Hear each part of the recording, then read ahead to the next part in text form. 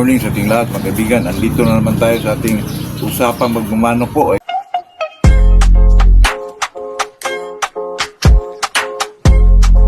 Ngayon lang tayo naka-upload mga kaibigan kasi busy tayo. Christmas, tapos ngayon naman angat ng New Year na naman. Kahit wala tayong handa mga kaibigan, basta palagi lang tayong masaya po. Talagang maganda na po ang ating maganda na po ang ating feelings yan mga kaibigan.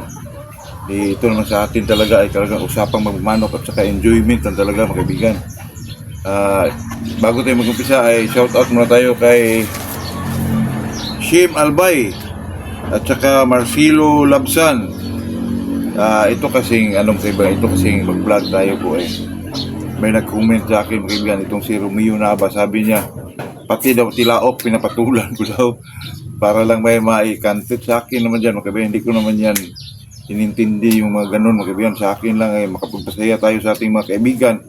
Katulad nito ay talagang kasi sabi nung na sa lahat daw mga nag-comment siya, ngayon lang daw siya nasagot. Totoo yan mga kaibigan kasi yung lahat naman mga vlogger ang daming comment doon mga kaibigan. Hindi mo talaga may isa-isang sagutin. Nako. Kaya sabi niya natuwang-tuwa daw siya mga kaibigan na isagot natin. Hindi napagbigay tayo ng saya po.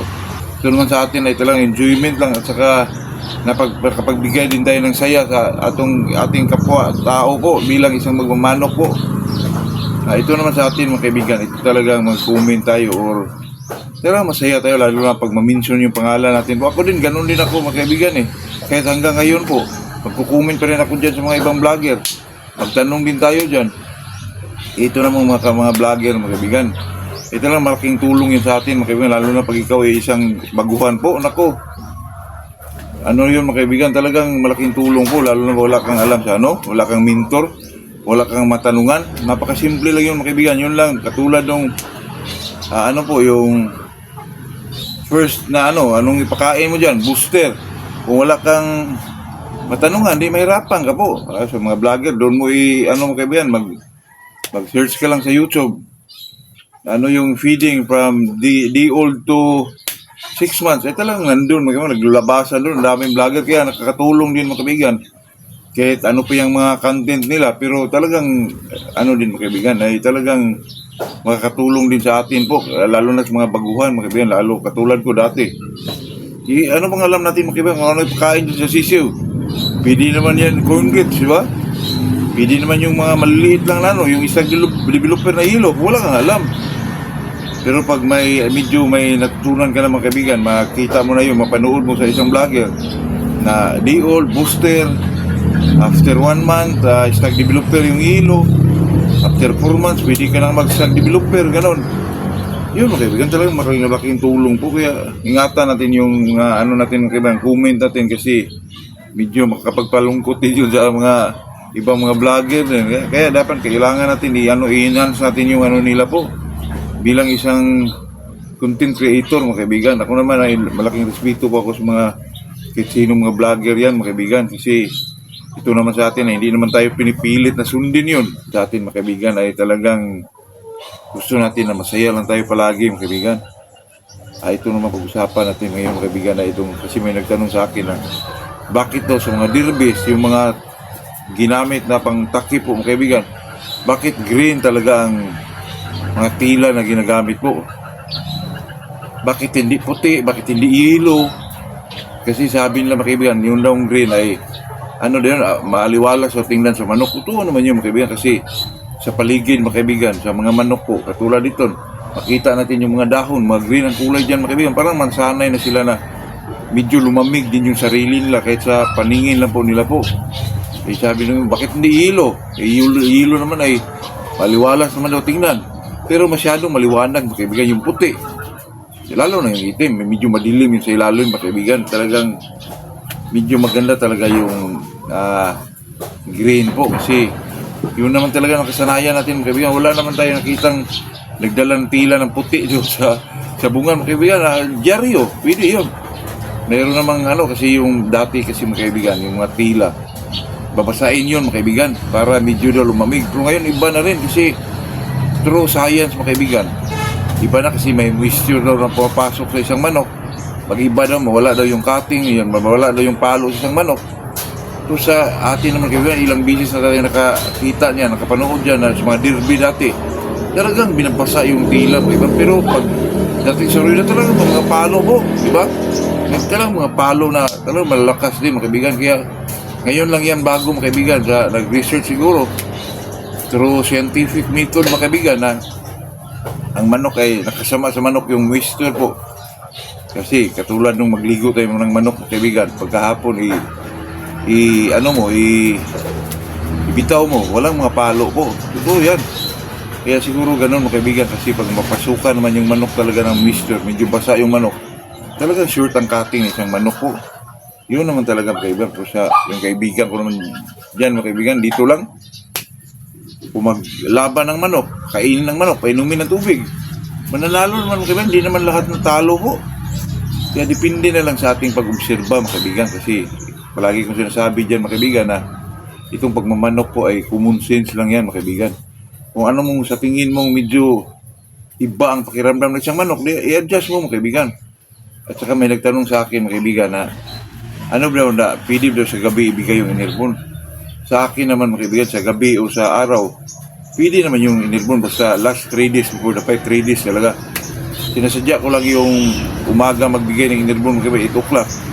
Kasi medyo malakas yung Enervon mga kaibigan.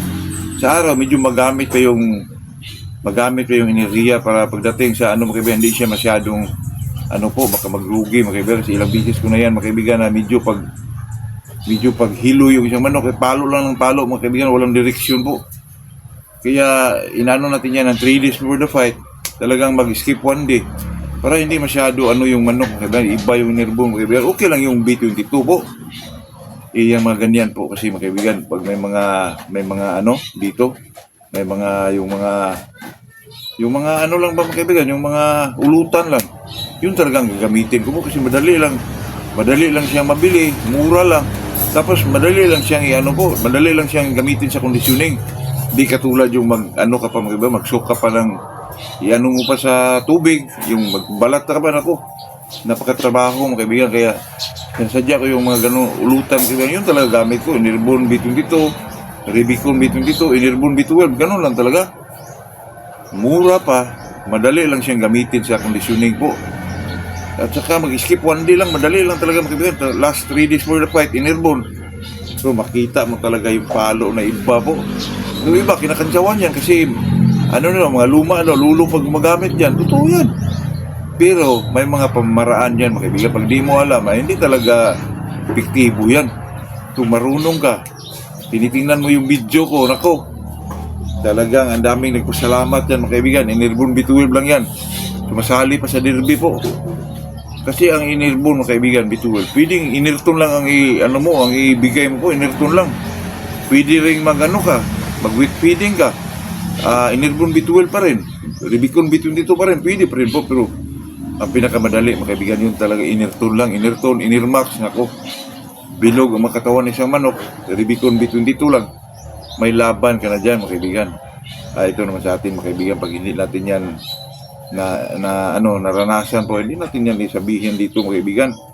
Talagang alam naman natin na mahirap yung kondisyon ng manok. Kasi lalo na pag 21 day keeping ka mga kaibigan, siyempre ka dyan, daily exercises mo, daily routine exercises mo, may mga feeding feeding technique ka pa, kung ano yung mga binibigay mo. Naku, mahirap po. Pero pag Enervon B12 mga kaibigan, lalo na pag baguhan ka, naku, napakadaling gamitin po. Mag-skip 1 day ka lang. Primero, purga ka muna. Then, tuloy-tuloy na yun, skip 1 day lang. Enervon B22, Enervon B12, skip 1 day. Tapos, bigay last 3 days before the fight, wala na.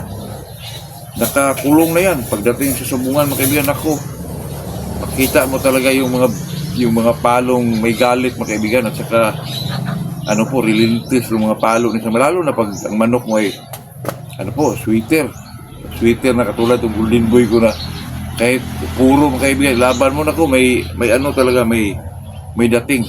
Maganon pa mga kaibigan. Swerte lang itong nakuha ko mga kaibigan kasi maganon siya po.